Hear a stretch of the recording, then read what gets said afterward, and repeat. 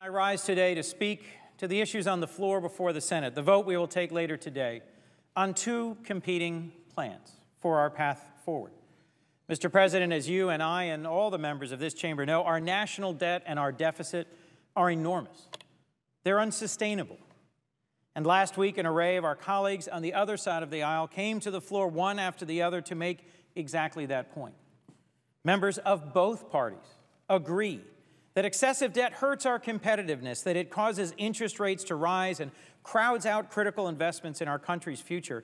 My own experience, Mr. President, in the private sector and 6 years of tough budget balancing as a county executive in my home state of Delaware taught me how important it is to have responsible budget processes in place, to manage your way through difficult financial times, to create opportunity for our communities while still reducing our deficits and debt. There is no question, Mr. President, that high debt levels lead to lower growth in the long run and can restrain or starve or strangle the dreams of our communities, our children, for our future. Our deficit and debt is a ticking time bomb, and one everyone, Republicans and Democrats, independents, economists, experts, working families, small business owners, the American people, know that we want to and we have to deal with. But the key, Mr. President, in my view, is to deal with this problem responsibly and fairly and in a way that reflects America's values. Our debt is neither a Republican nor a Democratic problem, but a shared and structural problem. It took both parties to get us into this mess, and it will take both parties working together to dig us out. Each member of this body must take responsibility and look at what's best for the next generation, not just for winning the next election. For my part, I'm continue the fight for balanced and responsible deficit reduction. If the American people can share and sacrifice in our cities and counties and states all over this country, as they're already doing in my home state of Delaware, then Republicans and Democrats have to show that we too can come together and find a way to compromise. Mr. President, it's time we recognize a sobering reality that if we're going to plug the hole in our national balance sheets, if we're going to avoid the fate of Europe, and it is a really, really big hole in the bottom of America's balance sheet, while still continuing to invest in our future and in the strength and promise and opportunity of our communities, we have to find, I think, a more responsible, more fair balance between spending cuts and revenue increases. We simply cannot achieve the level of savings we need through spending cuts alone. Drastic cuts, dramatic cuts, across-the-board cuts violate our very values and will drive down the possibility of recovery and growth in the future. Spending cuts must be a central part of the solution to our budget problem, but the fact is revenue must also play a meaningful role. We need, Mr. President, balance.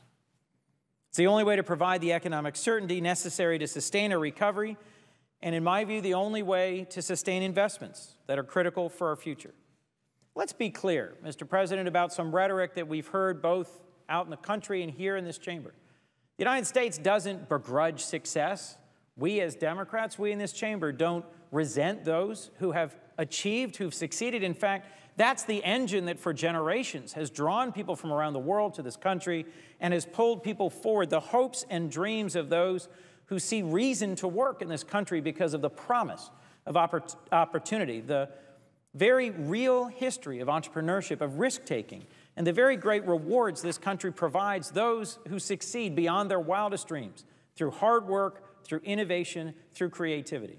No, we don't resent or reject wealth and success in this chamber or in this country. In fact, we admire it, and we want to create the groundwork for a whole new generation of Americans to achieve the successes of the last generation. If we're going to do right by the next generation of Bill Gateses or Warren Buffetts, that requires us to find solutions that make our tax system fairer and prevent burdening the next generation of Americans with a crushing national debt.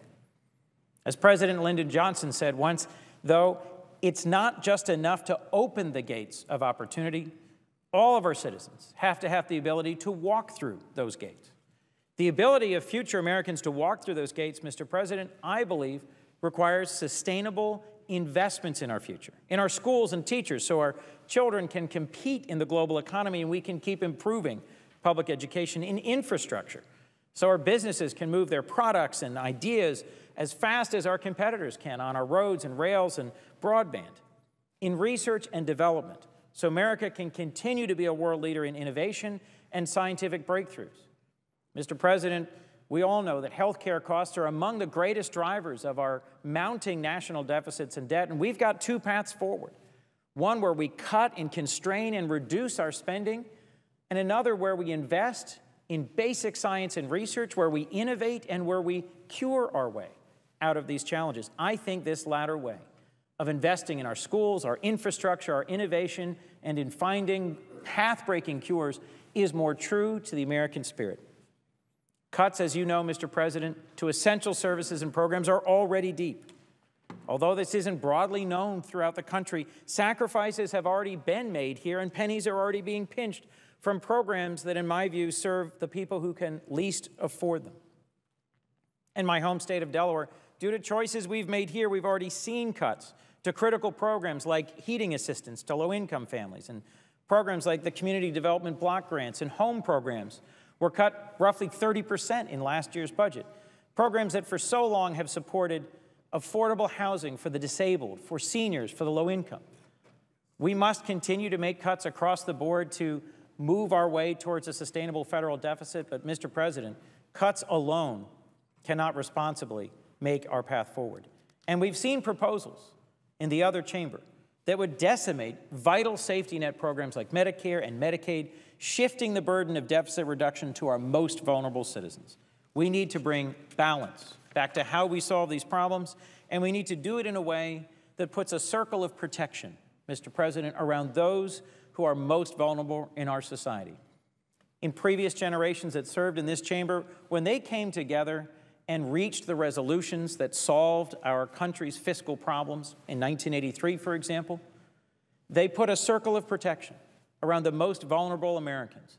They chose not to slash or cut or eliminate those programs that are focused on the most vulnerable in our society, the disabled, low-income seniors, children in the earliest stages of life. And I think it's important that we remember those values as we look at the choices we make here today and as we come together in the months leading up to the election and hopefully after the election to craft a solution to our structural problems. Today on the floor, Mr. President, the Senate's considering the other piece of the equation from cuts, revenue. Mr. President, we have a stark choice between us today. We have two plans, a Reid plan and a Hatch plan. We have a Democrat proposal and a Republican proposal. And let me put this in some context that I think has been missing in some of the speeches I've heard on the floor here earlier today. In both cases, these are plans that make choices about which of our existing tax cuts, which of the existing tax expenditures we will allow to expire and which we will extend. There's a lot of talk about the coming tax-mageddon, about the greatest one-time tax increase in American history. But let's be clear. What we're talking about is tax cuts that were enacted in 2001 and 2003 and other tax cuts that were enacted in 2009 and 2010, and whether they should be extended or whether these temporary tax cuts should be allowed to be that and expire. We have two starkly different plans, Mr. President. In one, the Republican plan, they extend all of the Bush tax cuts, even for the highest income earners, even on the marginal rates of the highest income earners. And the Democrat plan extends and does not allow to expire critical tax cuts, the Earned Income Tax Credit, the Tuition Tax Credit, and the Child Tax Credit that 25 million Americans, the working poor, working families with children, rely on to get through this difficult recession. The Republican plan allows all three of those to expire, and thus, to use their language, raises taxes on 25 million of the working poor. It should be an obscenity, Mr. Speaker, Mr. President, for there to be people who are working full-time and yet poor in this country. This is the country, as I said before, of opportunity, the place to which millions have come over generations from around the world seeking the opportunity of this country. Yet today, and especially in this economy, working poor has real meaning. As the rate of poverty has raised to alarming levels, 1 in 6 Americans is poor today, the highest rate since the 1960s. The economic inequality and the lack of opportunity and justice for those who are the poorest is at an alarming rate. We also have, as I said before, Mr. President, a structural challenge before us, a deficit and debt we must deal with.